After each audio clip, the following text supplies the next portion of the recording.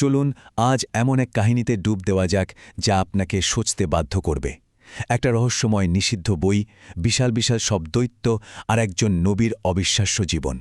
এই সব কিছু কীভাবে এক সুতোয় বাঁধা, সেটাই আজ আমরা দেখব। আচ্ছা, পৃথিবীতে কি সত্যি সত্যি একসময় দৈত্যরা ঘুরে বেড়াতো? এই প্রশ্নটাই কিন্তু একটা ভীষণ বিতর্কিত প্রাচীন বইয়ের একেবারে কেন্দ্রবিন্দুতে আছে। বইটার নাম বুক অফ এনোক। আর এর ভেতরে এমন সব আশ্চর্য কথা লেখা আছে যে ভ্যাটিকান পর্যন্ত একসময় এটাকে নিষিদ্ধ করে দিয়েছিল। তাহলে চলুন আগে এই নিষিদ্ধ বইটার কথাই একটু জানা যাক, আর দেখা যাক সেই বিশালদেহী প্রাণীদের নিয়ে ঠিক কী লেখা আছে এতে। বলা হয় এই বইটা ইতিহাসের এমন এক অধ্যায়ের কথা বলে যা আমরা প্রায় ভুলেই গেছি। কাহিনীটা বেশ চমকপ্রদ।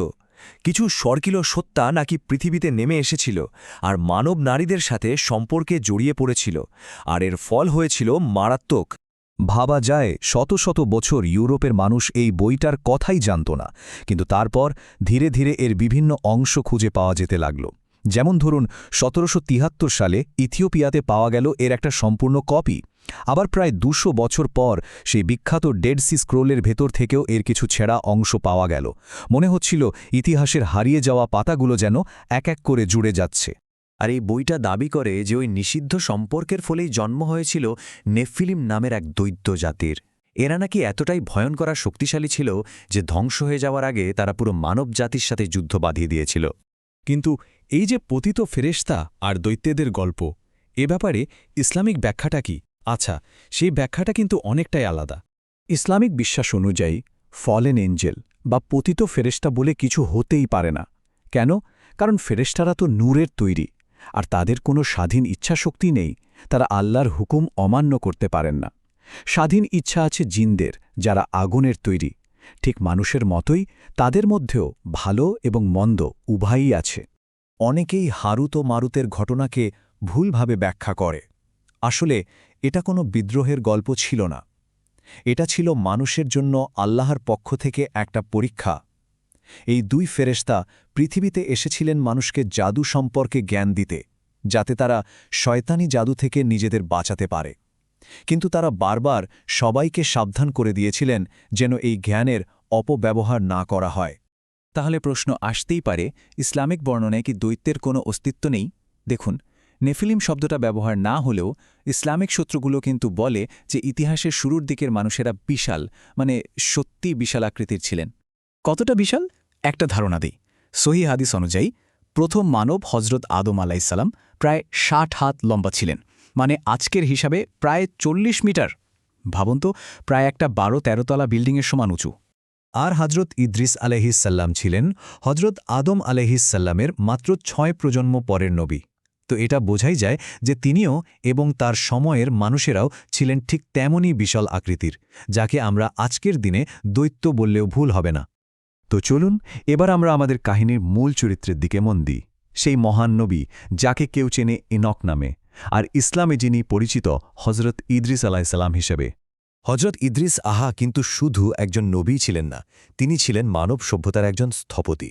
তিনি প্রথম মানুষ যিনি কলম দিয়ে লেখা শুরু করেন। তিনি প্রথম সেলাই করা পোশাক বানান ও পরেন। শুধু তাই না, গণিত আর জ্যোতির্বিজ্ঞানের মতো বিষয়গুলো তার হাত ধরেই অনেক এগিয়ে গিয়েছিল। তার মর্যাদা এতটাই বেশি ছিল যে পবিত্র কোরআনে আল্লাহ নিজে তার কথা উল্লেখ করেছেন। বলা হয়েছে, এবং আমি তাকে উচ্চ মর্যাদায় উন্নীত করেছি। এই একটা কথাই কিন্তু তার অবিশ্বাস্য জীবনের সবচেয়ে গুরুত্বপূর্ণ অংশ। আর এখন আমরা তার জীবনের সেই পর্যায়ে যাচ্ছি যা শুনলে গায়ে কাটা দিতে পারে। এটা হলো স্বয়ং মৃত্যুর ফেরেশতার সাথে তার সাক্ষাৎ এবং জান্নাতের পথে তার সেই আশ্চর্য সফরের গল্প। ঘটনাটা হলো, মৃত্যুর ফেরেশতা হজরত আজরাইল আলাহিসাল্লামের সাথে তার এক গভীর বন্ধুত্ব হয়ে যায়। সেই সূত্র ধরে হজরত ইদ্রিস আলাহিসাল্লাম পরকালকে নিজের চোখে দেখার জন্য আল্লাহর কাছে ৩টি বিশেষ অনুরোধ করেন, আর আল্লাহ তার প্রিয় নবীর ৩টি অনুরোধই একে একে কবুল করেন। তো তাকে যখন জান্নাত দেখানো হলো, এর সৌন্দর্য দেখে তিনি মুগ্ধ হয়ে গেলেন। আর যখন ফিরে আসার সময় হল, তিনি জান্নাতের একটি গাছের ডাল শক্ত করে ধরে বললেন তিনি আর ফিরবেন না। এরপর তিনি সেখানে থাকার জন্য অকাট্য সব যুক্তি দিতে শুরু করলেন। তার প্রথম যুক্তি, আল্লাহ বলেছেন প্রত্যেক আত্মাকে মৃত্যুর স্বাদ গ্রহণ করতে হবে, আর আমি তো সেই মৃত্যুর স্বাদ আগেই গ্রহণ করেছি। দ্বিতীয় যুক্তি, আল্লাহ এও বলেছেন যে প্রত্যেককে জাহান্নামের ওপর দিয়ে অতিক্রম করতে হবে। আর আমি তো জাহান্নামও দেখে এসেছি। আর তার শেষ এবং সবচেয়ে শক্তিশালী যুক্তি ছিল আল্লাহর ওয়াদা হল যারা জান্নাতে প্রবেশ করবে তারা সেখান থেকে আর কখনো বের হবে না।